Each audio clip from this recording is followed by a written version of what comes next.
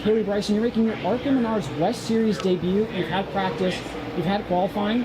What's the experience this weekend been like so far? It's been really good, and you know, I've never been to this track, never been in an ARCA car, so I've got a lot to learn, but I feel like we're, you know, catching on really quick. I get to drive a lot of cars, and I'm constantly jumping in cars at different tracks and cars I've never been in, so I'm used to, you know, changing my schedule, so I'm feeling really good about it. We had some sensor issues in qualifying, so we'll have to start at the tail of the field since we did some adjustments.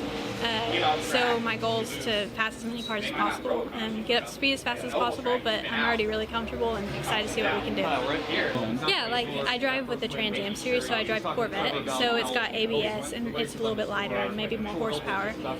So I drive that car in really deep. In this car, you really have to, you know, drive it a little bit differently. You have to brake weight earlier, and you have to brake a lot harder. I've never had to brake this hard in a car, but luckily I was able to go to the Chevrolet Sim, get used to the braking, and got a lot of feedback from some other drivers and some of the crew guys, and really helped me get up to speed pretty quickly around here, and I'm feeling pretty good about it. You mentioned being able to use the sim. I'm just curious, from a driver's perspective, especially nowadays where sim data is so big, how important is that to young drivers' development? I think it's a really good development tool. I don't know how much it would help a guy that like Kyle Larson that has already learned the track and knows what to do, but for me, getting in a car I've never been in and a track I've never been in, it was huge. And just, you know, getting advice from other drivers that have been here on their lines, and you can see the brake pressure on the sim and how much I need to use, and that was really beneficial.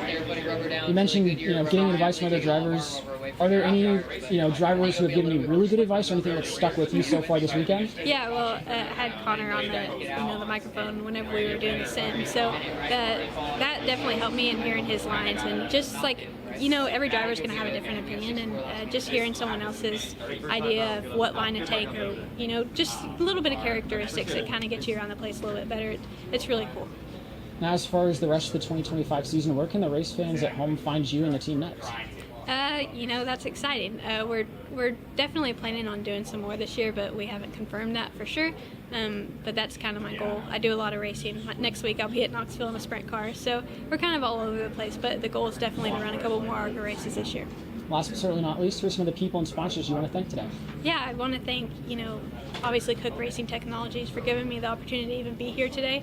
He actually texted me on the phone and asked if I wanted to come out and run this race, and pretty cool how it worked out, and my debut coming here. And I want to thank LSI Logical Systems. They take me a long ways in racing, and obviously sponsorship's really important, so I'm really thankful for those guys for making this possible.